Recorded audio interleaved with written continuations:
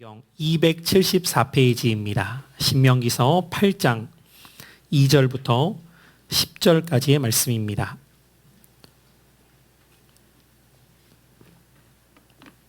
저와 여러분들이 한 절씩 교독하시고 10절의 말씀은 함께 읽도록 하겠습니다. 제가 먼저 2절을 읽습니다. 내 하나님 여호와께서 이 40년 동안에 내게 광야길을 걷게 하신 것을 기억하라. 이는 너를 낮추시며 너를 시험하사 내 마음이 어떠한지 그 명령을 지키는지 지키지 않는지 알려 하심이라.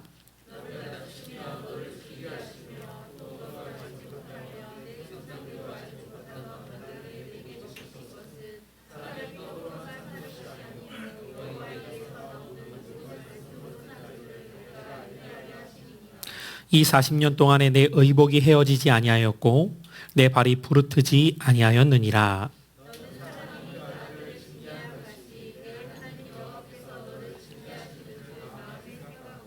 내 하나님 여호와의 명령을 지켜 그의 길을 따르가며 그를 경외할지니라.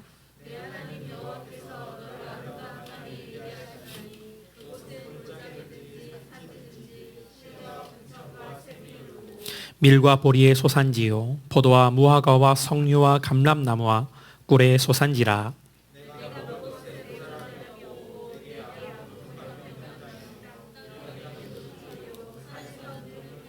함께 내가 먹어서 배부르고 내 하나님 여호와께서 옥토를 내게 주셨으므로 말미암아 그를 찬송하리라. 아멘. 오늘도 주의 전에 나와 7월 첫 주일 맥주 감사주일 예배를 드리는 여러분 모두에게 더욱 크신 하나님의 은혜가 함께 하시기를 축복합니다. 저는 오늘 맥주 감사주일 말씀을 준비하면서 오늘 말씀의 제목, 우리 제목 자체가 우리에게 은혜가 되기에 한번 따라 고백하시죠. 돌아보면 모든 것이 하나님의 은혜입니다. 믿으십니까? 여러분 오늘 찬양에서부터 또 간증에 이르시기까지 우리가 계속해서 듣게 되는 단어 중에 하나가 있다면 은혜라는 단어이죠. 그래서 저는 오늘 말씀을 준비하다가 여러분들과 함께 먼저 찬양 하나를 고백하면서 오늘 설교를 시작하고자 하는 마음을 주셨는데요. 아마 여러분 모두에게 잘 알려져 있는 찬양이라고 생각이 듭니다. 하나님의 은혜라는 찬양인데요.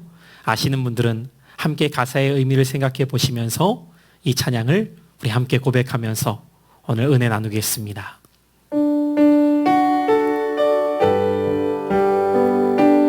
지난 반년을 하나님의 은혜 가운데 살아왔음을 우리가 믿음으로 이 찬양의 고백을 통해 하나님 앞에 올려드리길 원합니다.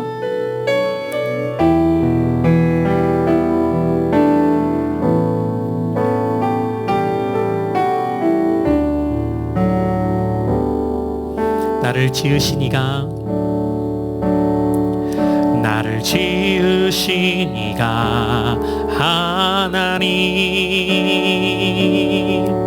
나를 부르신 이가 하나님, 나를 보내신 이도 하나님,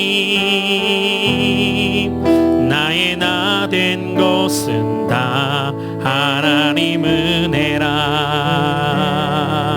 나의 달려갈 길 다가도록 나의 마지막 호흡 다하도록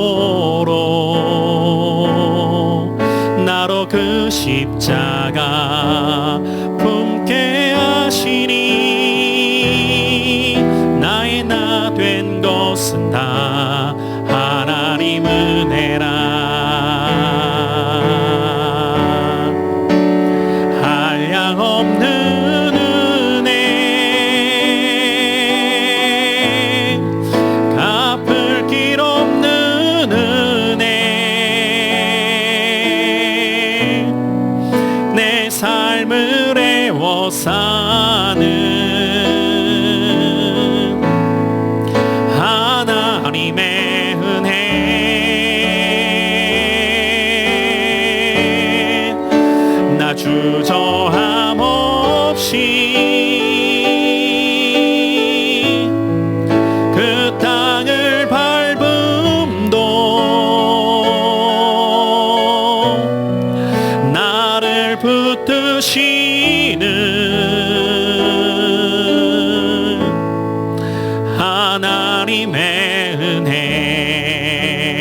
한량없는 그분의 은혜를, 한량없는 은혜, 갚을 길 없는 은혜, 내 삶을 내워 사는 하나님의 은혜,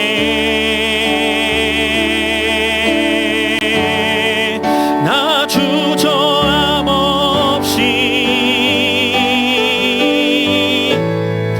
그 땅을 밟음도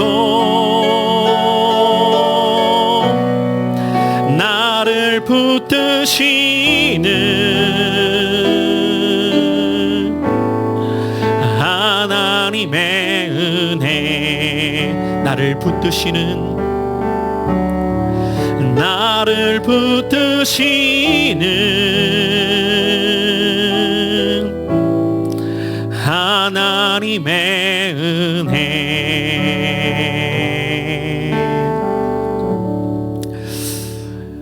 사랑하는 성도 여러분들, 여기까지 저와 여러분들을 붙드신 것 하나님의 은혜입니다. 제가 오늘 말씀을 준비하면서 이 찬양에 계속해서 부르고 싶은 거예요. 여러분 혹시 이 찬양을 처음 누가 부른 찬양인지 아시는 분 계십니까? 사진 하나를 제가 오늘 여러분들에게 띄워드릴 텐데요. 혹시 이분이 누구이신지 아시는 분 계시네요. 이분이 누구이신지 나이가 있으신 분들 중에는 아시는 분들이 꽤 많으시고요. 오늘 젊은 세대들은 아마 잘 모를 수 있는데 이분은 박종호 장로님이십니다. 아마 이분에 대한 이름을 한 번쯤 어린 시절부터 신앙생활을 하셨던 분들은 들어보셨을 거예요. 이분은 한국교회 복음성가 사역에 새 지평을 여셨다라고 말해도 과언이 아닐 만큼 이 복음성가의 새로운 획을 그으신 대단한 분이시죠. 이분은 어린 시절부터 노래를 굉장히 잘하셨다고 해요. 그래서 이분은 서울대 성악과에 들어가게 됩니다. 서울대 성악과에 들어가서도 여러분 얼마나 쟁쟁한 사람들이 서울대 성악과에 들어왔겠어요? 그때 당시에 동기 중에 한 사람이, 이분의 동기가 조수미 씨입니다. 그런데 교수님들에게는 항상 이 조수미 씨와 두 사람이 이 탑 클래스로 인정을 받으면서 굉장히 미래를 촉망받았던 분이었어요. 늘 노래를 잘해왔고, 그래서 이 노래에 대해서는 누구보다도 자부심을 가졌던 분이 이분이신데, 이분에 대한 앞날을 교수님들도 굉장히 기대하고 있었는데 갑자기 대학교 졸업할 때가 되었을 때 하나님의 콜링이 온 거예요, 이분이. 그래서 내가 신학을 해야겠다. 교수님들은 하나같이 그 얘기를 듣고 미쳤다라고 이야기를 했대요.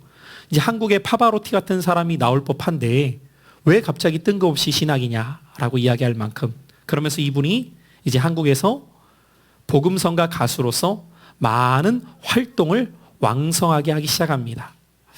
그런데 여러 가지 복음성가 가수로서 활동을 하다 보니까 그 안에서 겪게 되는 많은 어려움들을 마주하게 되었고, 갈등하던 가운데 이분이 뒤늦게 유학을 결심하게 되어요. 1999년 이분의 나이가 39살이었을 때예요. 유학길에 오르기에는 굉장히 늦은 나이였죠. 그런데 이때 유학을 결심하게 되었고 미국에 가서 학교에 입학하여서 또 노래를 하게 되는데, 미국에 있었던 교수들도 이분의 노래를 처음 듣고 깜짝 놀랐다고 해요. 어떻게 이렇게 동양인 중에 노래를 잘하는 사람이 있는가?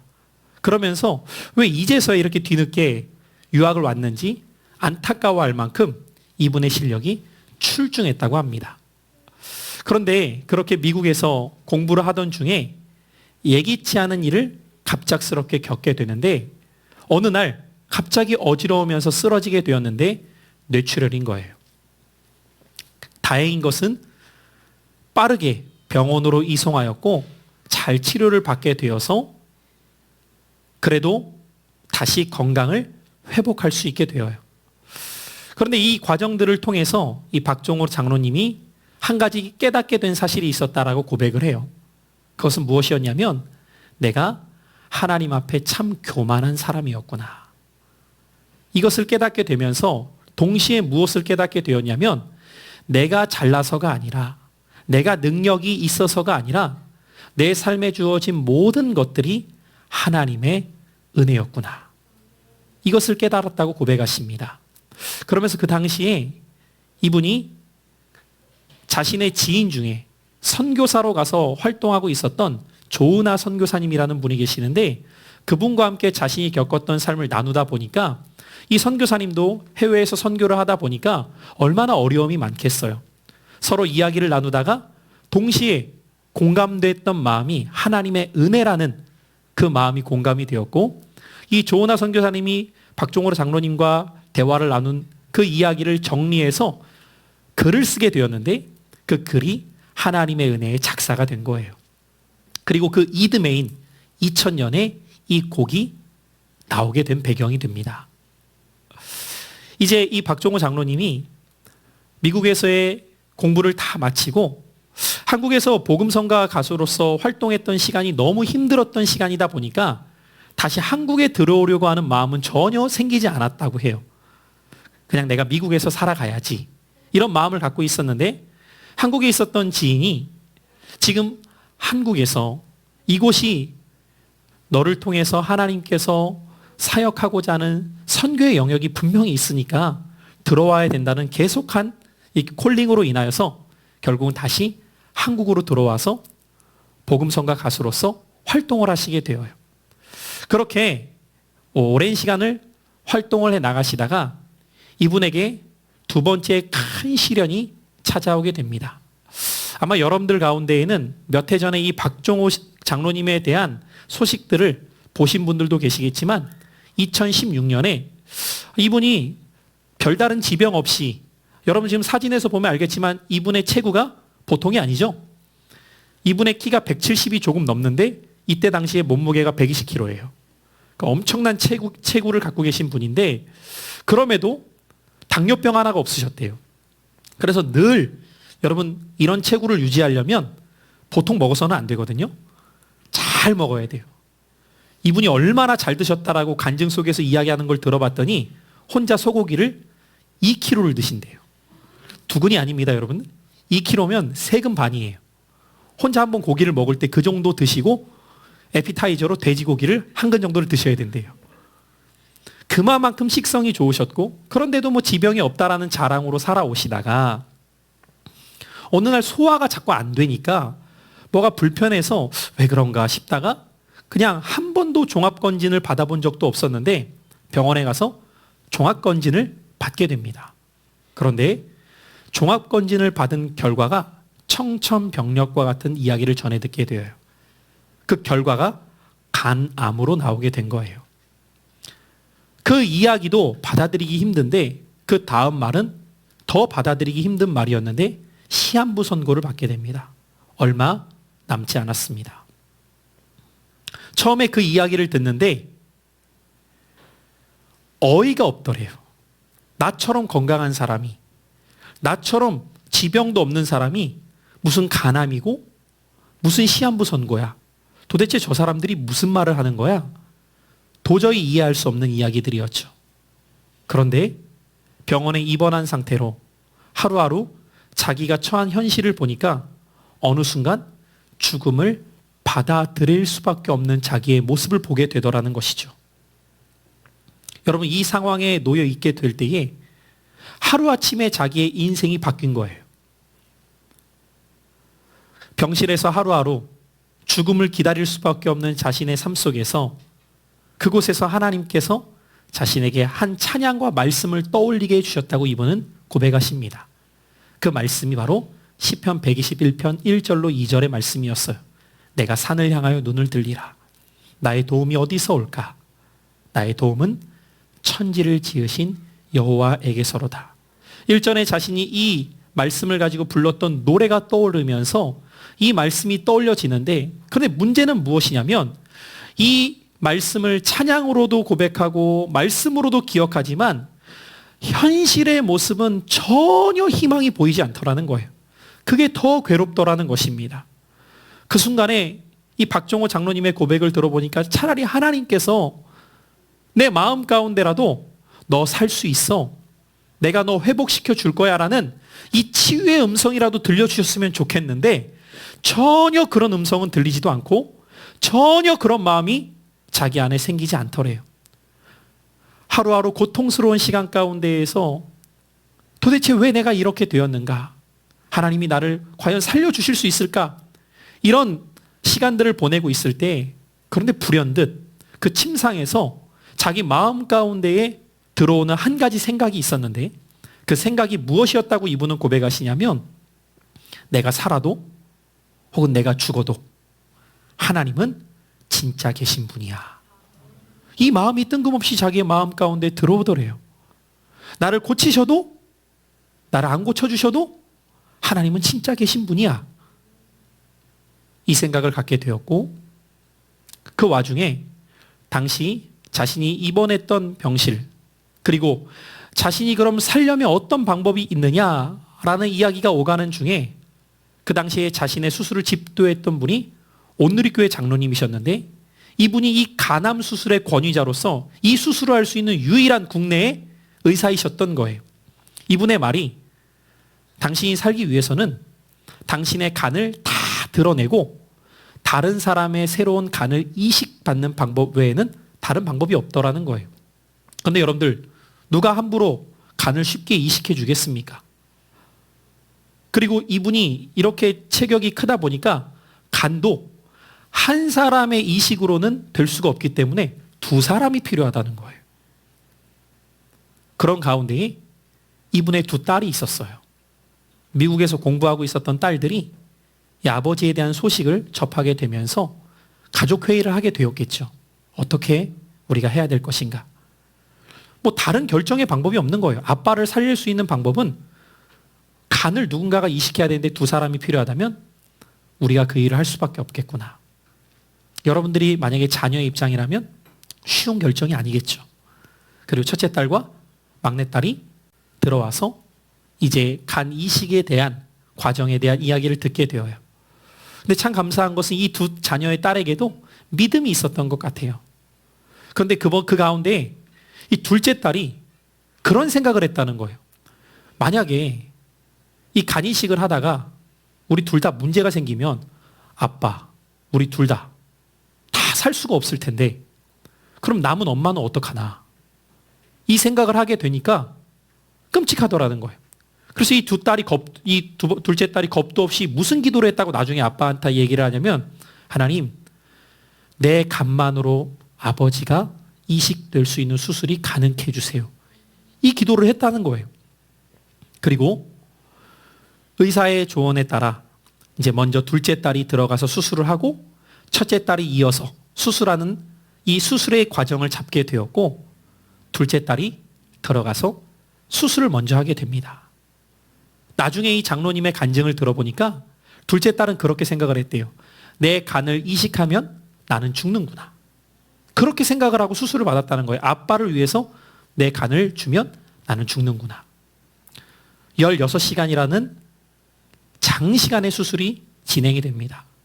본래 수술에 들어갈 때까지만 하더라도 8시간 정도면 이 수술이 이제 바뀌는 차례였는데 8시간이 아니라 10시간이 지나도 나오지 않으니까 엄마와 큰언니는 문제가 생겼구나 생각을 했대요.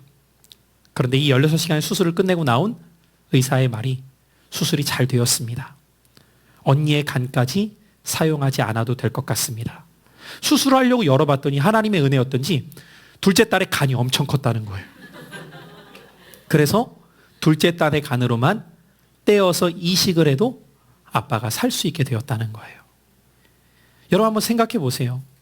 부모가 자녀를 위해서 자기의 장기를 주고 희생하는 것은 가능하지만 어떤 부모가 내 자녀의 장기를 이식받으면서까지 살려고 하겠어요? 이 쉬운 일이 아니거든요. 박종호 장로님의 간증을 들어보니까 도대체 내가 무엇을 바라고 이렇게까지 해야 됐나라는 생각이 들 만큼, 그러면서 이분이 여기에서 한 가지 또 놀라운 사실을 깨닫게 되었다는 고백을 합니다. 딸이 자녀가 자기를 위해서 간을 내어준 것을 바라보면서 하나님이 하나밖에 없는 독생자 아들 예수를 우리를 위해 내어주신 마음이 어떠한가를 조금이나마 더 알게 되었다는 거죠. 그냥 눈물이 줄줄 흐르시더래요. 지금은 너무 건강한 모습으로 건강이 회복되셨죠. 두 번째 사진 한번 보실까요? 수술이 끝난 다음에 이제 건강을 회복하신 분의 모습이에요. 지금도 이 모습에서 크게 다르지 않은 모습으로 이분이 지금 다시 하나님의 은혜를 찬양을 통해 이곳저곳을 다니면서 복음의 통로의 역할을 하고 계십니다.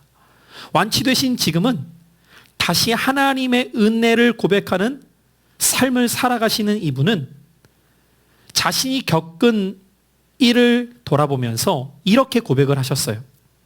내가 겪은 이 고난은 하나님께서 주신 시련이 아니라 자신이 하나님이 주신 것에 대해 잘 관리하지 못했기 때문에 찾아왔던 고난이었음을 고백하십니다.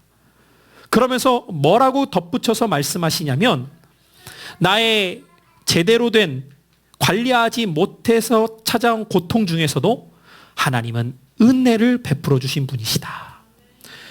내 삶 가운데 돌아보면 모든 것이 결국 하나님의 은혜였습니다. 이것을 고백하고 계십니다. 34, 5년의 신앙생활을 하신 자신의 삶을 돌아볼 때 이분의 한마디는 돌아보니 하나님께서 여기까지 은혜 가운데 나를 붙잡아 오셨구나 라는 것을 고백하시며 지금 자신을 왜 하나님께서 다시 살려주셨는지 알 수는 없지만 하루하루 주어진 삶에서 하나님의 은혜를 나누는 삶이 되고 싶다고 고백하셨습니다. 사랑하는 성도 여러분들, 제가 오늘 왜 이 분에 대한 이야기를 이렇게 서두에 장황하게 여러분들에게 말씀을 드릴까요? 이분에게만 하나님의 은혜가 특별하게 임하였던 것일까요? 그렇지 않다는 것입니다. 이분에게 임하신 하나님의 은혜처럼 지난 반년 그리고 여기까지 살아오는 동안에 우리는 알게 모르게 매 순간이 우리의 삶 가운데에 공급해 주시고 함께 하셨던 하나님의 은혜 가운데에 우리는 살아왔음을 고백하지 않을 수가 없음을 믿으시길 바랍니다. 그렇다면 사랑하는 성도 여러분들, 오늘 저와 여러분들이 2020년 맥주 감사 주일 예배를 하나님 앞에 올려드릴 때에 지난주에 제가 여러분들에게 드렸던 말씀처럼 지난 한 주 동안 여러분들은 얼마나 하나님의 은혜를 생각해 보시고 감사하며 살아오셨습니까?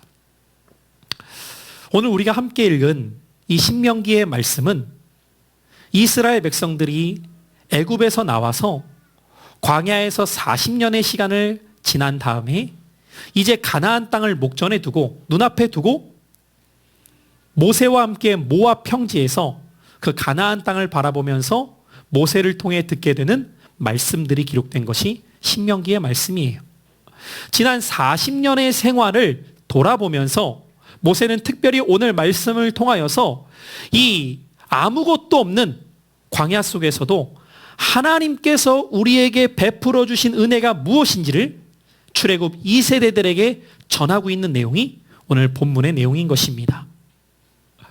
아무것도 존재하지 않았던 그 광야, 그럼에도 그곳에서 하나님의 은혜가 있었다는 거예요. 저는 오늘 이 말씀을 통하여서 저와 여러분들의 인생도 광야로 비유해 볼 때에 한 치 앞을 알 수 없고 막막해 보이는 그 광야와 같은 우리의 삶이지만 그곳에서도 우리의 삶에 임하였던 하나님의 은혜가 무엇이었는가를 오늘 이 말씀을 통해 깨닫고 더욱 감사할 수 있는 저와 여러분들의 신앙이 될 수 있기를 소망합니다. 그렇다면 오늘 이 말씀 가운데에 모세는 그 광야에서 우리에게 베풀어 주신 하나님의 은혜가 어떠한 은혜였다고 말씀하고 있는 것일까요? 먼저 첫째로 오늘 이 말씀 속에서 모세는 광야에서 우리에게 베풀어 주신 하나님의 은혜는 따라해 보실까요? 겸손케 하신 은혜입니다. 자, 오늘 본문의 말씀 특별히 2절의 말씀을 우리가 다시 한번 주목해서 읽어보도록 하죠. 2절입니다. 시작. 내 하나님 여호와께서 이 40년 동안에 내가 광야길을 걷게 하신 것을 기억하라. 이는 너를 낮추시며 너를 시험하사. 여러분 특별히 오늘 이 2절의 말씀 가운데 우리를 주목해 하는 말씀이 너를 낮추시고 너를 시험하사라는 말씀입니다. 다시 말해 하나님께서는 40년의 시간 동안에 광야에서 이스라엘 백성들을 낮추셨다는 거예요. 그러면 여러분들 어떤 분들은 생각할 때 사람을 낮추고 비참하게 만드는 것이 무슨 하나님의 은혜야 라고 반문하실지도 모르지만 사람은 조금 낮아지고 비참해지게 될 때에 그 속에서 하나님의 은혜를 받을 수 있는 마음이 준비된다는 것을 깨닫게 되시기를 바라요. 이것이 바로 겸손케 하시는 은혜예요. 사람은 부족한 것이 없고 내 힘으로 모든 것이 가능하다라고 여겨지는 교만한 마음이 있을 때에 하나님께 나아가지 않습니다. 그러나 내가 낮아지고 부족해지고 연약해질 때에 그 속에서 하나님 은혜 아니면 살 수가 없구나를 고백하게 되어요. 그래서 말씀에도 보면은 누가 하나님의 은혜를 경험하게 되느냐? 야고보서 4장 6절의 말씀, 우리 먼저 한번 준비된 말씀을 같이 읽어보죠. 시작. 그러나 더욱 큰 은혜를 주시나니 그러므로 일러스되 하나님이 교만한 자를 물리치시고 겸손한 자에게 은혜를 주신다 하였느니라. 잠언 3장 34절도 말씀합니다. 계속해서 함께 말씀 읽어봅니다. 시작.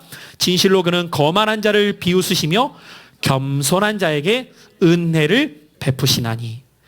야고보서의 말씀과 잠언서의 말씀에서 하나님은 어떤 자에게 은혜를 베풀어 주신다고 말씀하십니까? 겸손한 자에게, 낮아진 마음을 갖고 있는 자에게 은혜를 베풀어 주신다고 말씀하십니다.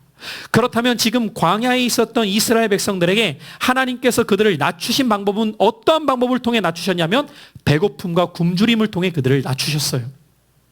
여러분 아시다시피 광야는 정착지가 아닙니다. 끊임없이 이동해야 되는 장소였기 때문에 그들은 먹을 것을 싸들고 다닐 수도 없었어요. 애굽에서 아무리 많은 먹을 것을 가지고 나왔어도 그 식량은 한두 달이면 소멸될 식량이었습니다.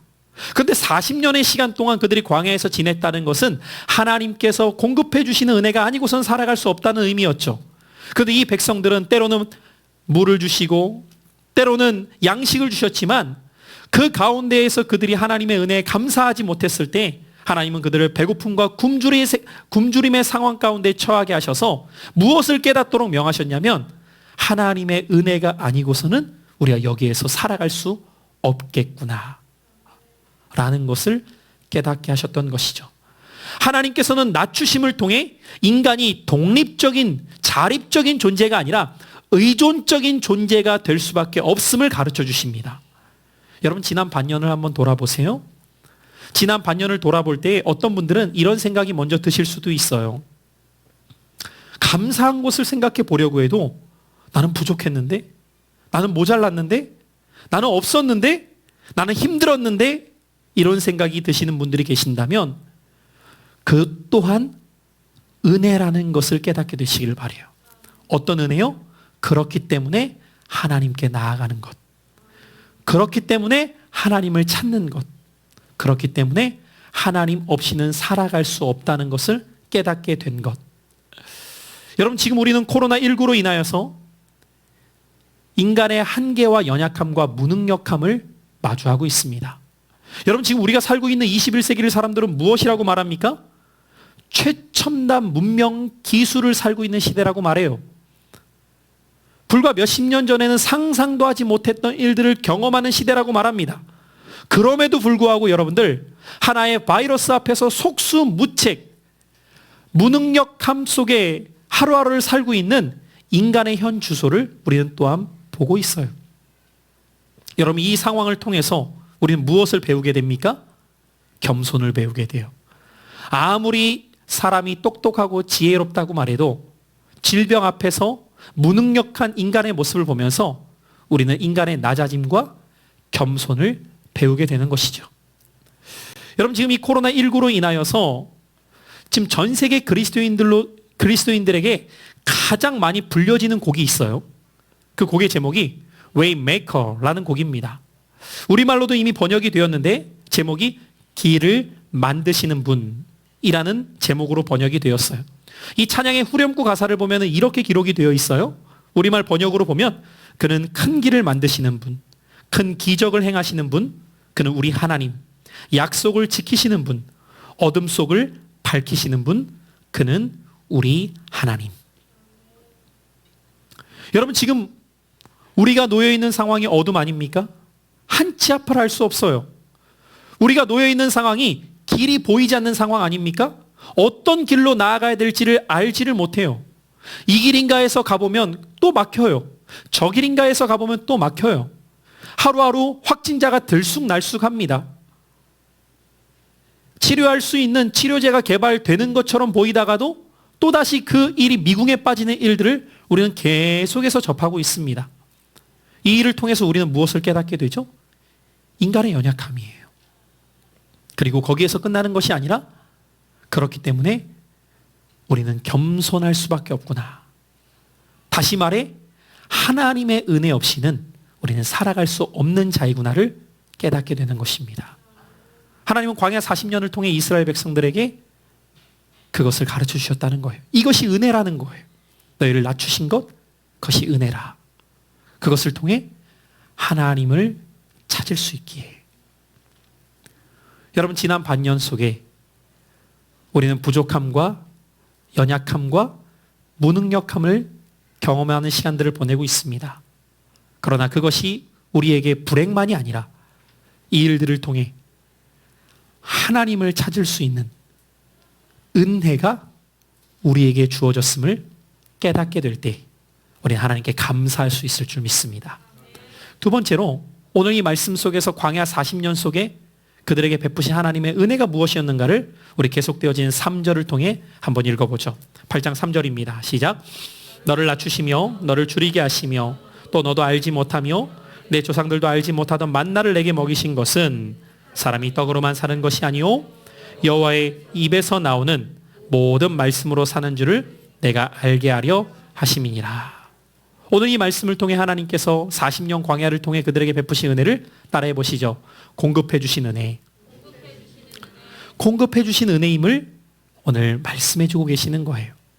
너희들이 이 40년 동안에 한번 생각해 보아라.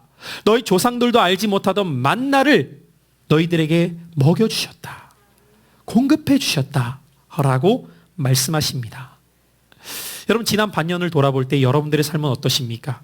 우리가 오늘 예배할 수 있는 것은 각각의 처해 있는 상황은 차이가 있을지는 모르겠지만 우리가 먹고 살 수 있었기에 오늘 이 자리에서 주님 예배하는 거예요. 여러분, 사진에서 박종호 장로님을 제가 보여드렸지만 여러분, 아픈 사람에게 나타나는 특징 중에 하나는 무엇이냐면 여러분, 요즘에 참 너나 나나 할 것 없이 저도 근래에 제 동기 목사님들이나 주변에 있는 목사님들을 보면은요, 학부 때나 대학원 때의 모습이 다 사라지셔서 변신을 했어요. 많이들 인격이 너무 많이 나온 거예요. 다 고민이 뭐냐면 살 빼야 되는데 옷이 맞는 게 하나도 없을 뿐만 아니라 막 이제는 힘들어지는 거예요. 근데 여러분들, 제가 오늘 말씀을 준비하다가 이런 생각을 해보게 되었어요. 야, 누군가는 살을 뺄 고민을 하는데 식욕이 있는 것이 축복일 수 있겠구나. 여러분, 아프잖아요? 나타나는 특징이 뭐냐면 먹고 싶은 생각이 없어요. 몸에서 받지를 않는 거예요. 그러니까 여러분들, 몇 킬로 어쩌고 저쩌고, 여러분 그런 얘기하지 말고 내가 그냥 건강하게 잘 먹을 수 있는 것이 은혜구나. 저 사진처럼 여러분들 전자와 후자의 모습이 너무 달라지셨잖아요. 아프니까. 오늘 우리가 그냥 먹고 지낼 수 있는 것, 내가 먹을 수 있는 것, 그 자체가 은혜구나. 그런데 내가 이렇게 지내올 때 나의 건강을 공급해 주시고 나의 양식을 공급해 주시고 나의 가정을 건강하게 지켜 공급해 주시고, 여러분, 그 모든 것들이 하나님의 은혜임을 알라는 거예요. 그런데 이런 공급 속에서 하나님이 한 가지 덧붙여서 말씀하시는 것은 하반절에 보니까 사람이 떡으로만 사는 것이 아니라 하나님의 입에서 나오는 모든 말씀으로 사는 줄을 알게 하려 하심이라는 거예요. 무슨 말이에요? 육의 양식의 공급을 통하여서 하나님은 더 깊은 차원의 깨달음이 그들에게 있기를 바라셨는데 그 깨달음은 무엇이냐면 영의 양식도 공급받고 살아가는 자들임을 깨닫도록 하셨다는 것이에요.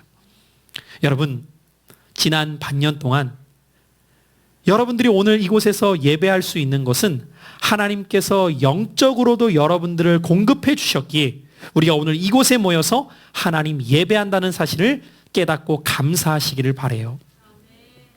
사람은 절대로 떡으로만 살지 않기 때문이에요. 여러분 보셨는가 모르겠는데 한 기사 중에 하나는 저 미국의 굉장한 부호예요. 갑부예요. 평생 써도 다 못 쓸 돈을 갖고 있는 사람이 투신 자살했습니다.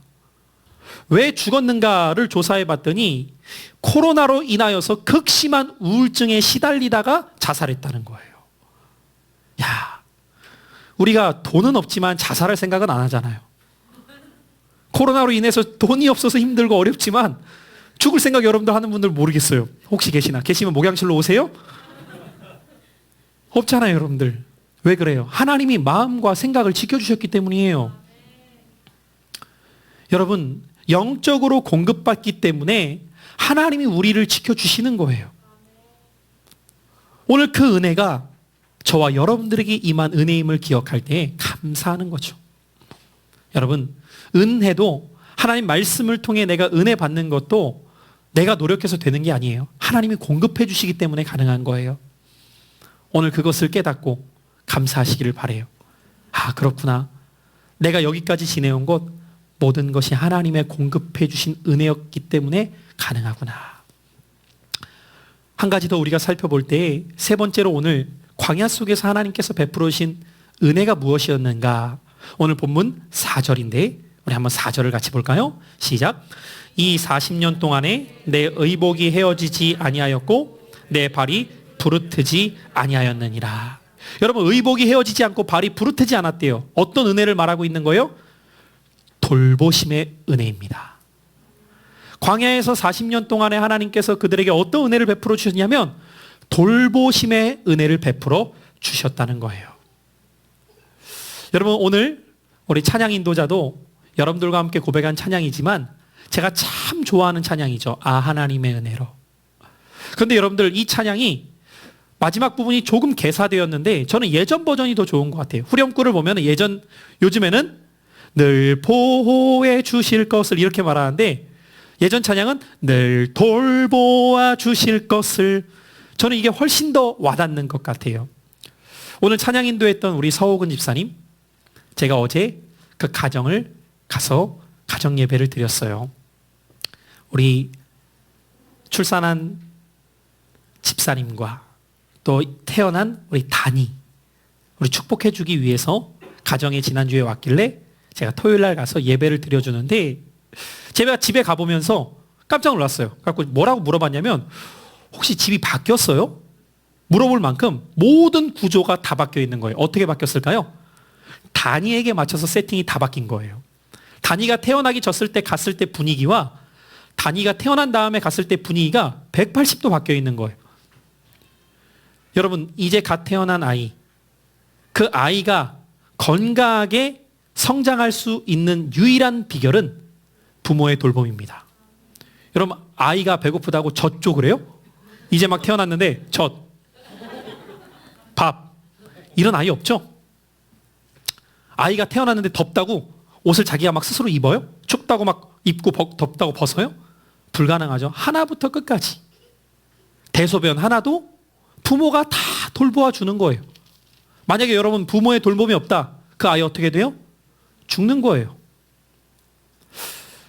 마치 오늘 설교의 소스처럼 어저께 그 모습을 제가 보면서, 그렇지, 부모의 모든 시선은 자녀를 향하고 자녀를 돌보듯이 하나님은 우리를 어떻게 돌보실까? 성경은 이렇게 말합니다. 신명기서 32장 10절의 말씀, 우리 같이 한번 이 말씀도 준비가 안 되었으면 제가 읽어드릴게요. 예, 한번 읽어보죠. 시작.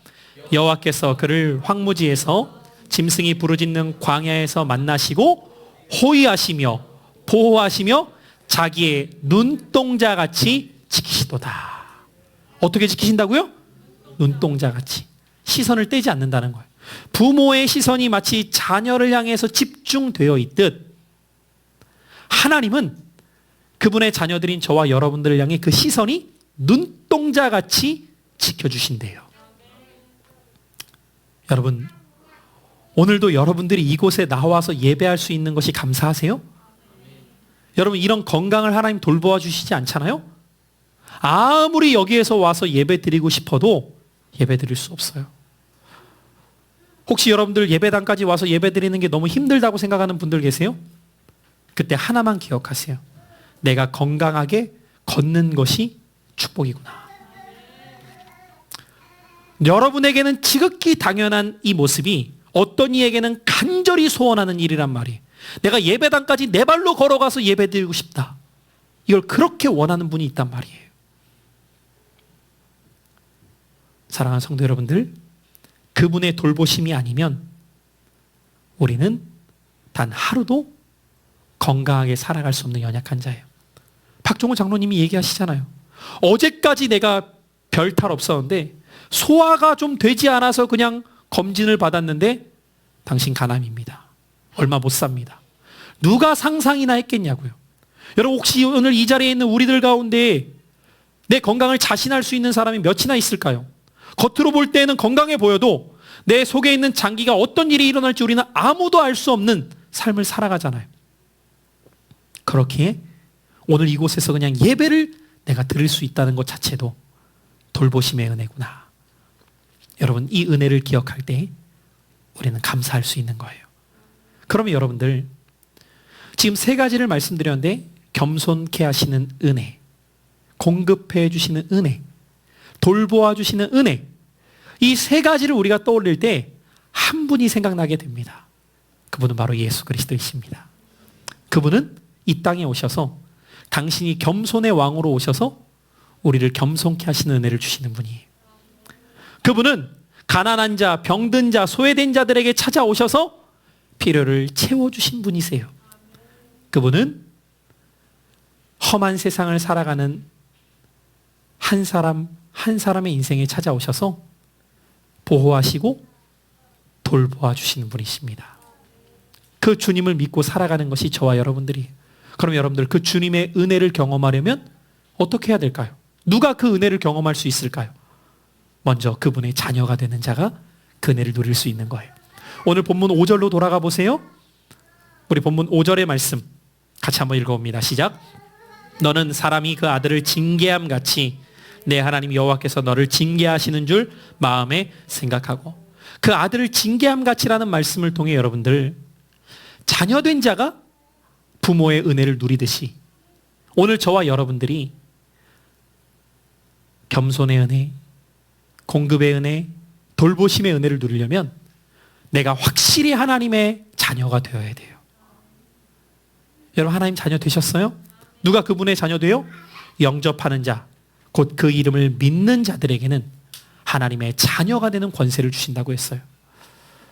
오늘도 혹시 주님을 여러분들 문 밖에 두고 계신 분들 계시진 않습니까? 이 아침 여러분들의 마음을 활짝 여시고 주님을 나의 구주 나의 주님으로 영접하는 자들 될 때에 하나님의 은혜가 더욱 크게 여러분들에게 임하게 될 줄 믿습니다. 그리고 그분을 나의 부모로 그분의 자녀됨을 여러분들이 인정한다면 자녀의 특징은 뭐예요? 부모에게 순종하는 거예요. 오늘 말씀에도 6절에 이렇게 말하죠. 내 하나님 여호와의 명령을 지켜 그의 길을 따라가며 그를 경외할지어다. 여호와의 명령을 지켜 순종이에요. 누가 하나님의 은혜를 경험하며 살아갈 수 있습니까? 순종의 삶을 살아가는 자죠. 사랑하는 성도 여러분, 하나님의 말씀을 듣는 목적은 그분의 뜻에 순종하기 위함이죠. 오늘 우리가 맥주감사절을 지키는 것도 그 말씀 따라 감사라고 하셨기에 우리가 감사를 순종함으로 나아가는 거예요. 이렇게 순종하는 자들 가운데 하나님은 은혜 위에 은혜를 더하여 주십니다. 말씀의 결론을 맺고자 해요. 여러분 2020년 상반기를 돌아볼 때 지난 한 주 동안 하루에 하나씩이라도 감사를 기억하고 기록해 보자고 했어요. 여러분에게는 어떤 감사가 열매 맺으셨습니까? 그리고 감사하게 될 때 감사는 한자 그대로를 번역하면 느낄 감 살해할 사예요. 감사는 입으로만 하는 것이 아니에요. 정말 고맙고 감사하면 살해하게 되어 있어요. 나타나게 되어 있어요. 그때 하나님은 감사하는 자에게 더욱 큰 감사의 삶으로 2020년 하반기 여러분들의 삶을 인도해 주실 것입니다. 오늘 이 말씀 붙드시고 오늘 말씀의 제목 한 번 더 고백하고 기도할까요? 돌아보니 모든 것이 하나님의 은혜입니다. 기도하겠습니다.